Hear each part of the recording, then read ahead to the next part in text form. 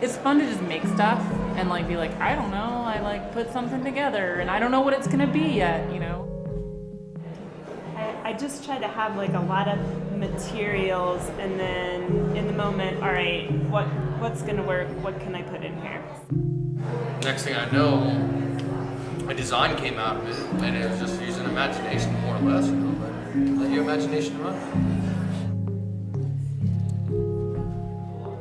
You know, I really like doing things, and I love like the idea of human technology and what that means. The idea of being able to leave something that you've created in the wild and like see people like interact with it, which is kind of what's happening right now with the Giffatron, which is super exciting. It's a microcontroller. There's just a little Python program that like listens for a button press, and then so 6 pictures are taken, turned into a GIF, and then posted to a Twitter account. So I try to like leave everything open source, but also to get people to start thinking about what they could make. After I see the pieces, I go, oh, okay, this is how this is going to go together. It doesn't always start with a finished idea fully formed in my mind. I let the pieces tell me what they need to do. And I like to think of them as kinetic sculptures. It's always the interesting process to dream about what's going to happen next. I found this clock, opened it, took it apart, and then I thought, well, it kind of creates like a little space that flowers could live in, and there's just sort of a balance that I just become aware of at a certain point. With my pieces, I'm also trying to create sort of this atmosphere of quiet and serenity, and hopefully that attains that.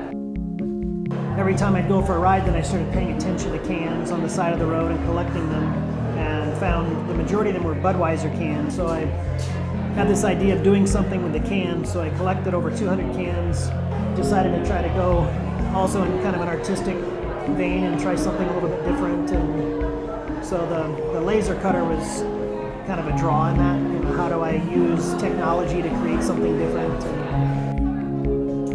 I have one piece that's 9 hats that I made. I made from my clothing and my husband's clothing. We made them here in a class that I teach in the Makerspace, a monthly meeting. It's called Sewing Rebellion.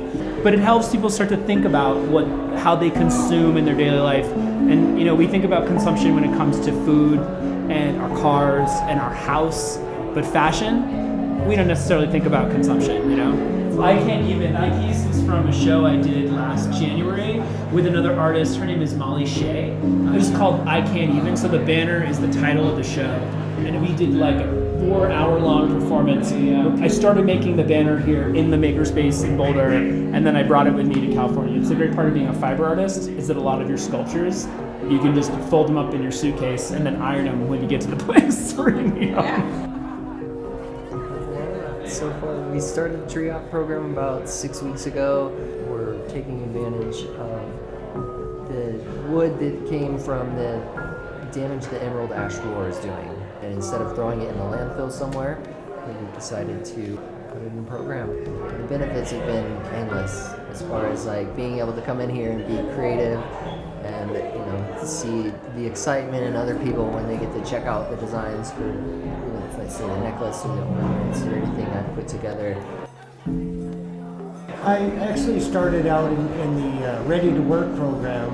I came to them, I was homeless and needing to work, drinking all the time. I sobered up, got with the program, worked my way up to supervisor, and then one day my boss offered me the opportunity to be the coordinator for the Tree Ops program, and I said sure.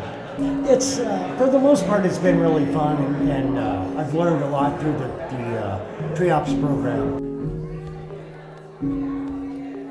Use your imagination, basically, really what it comes down to.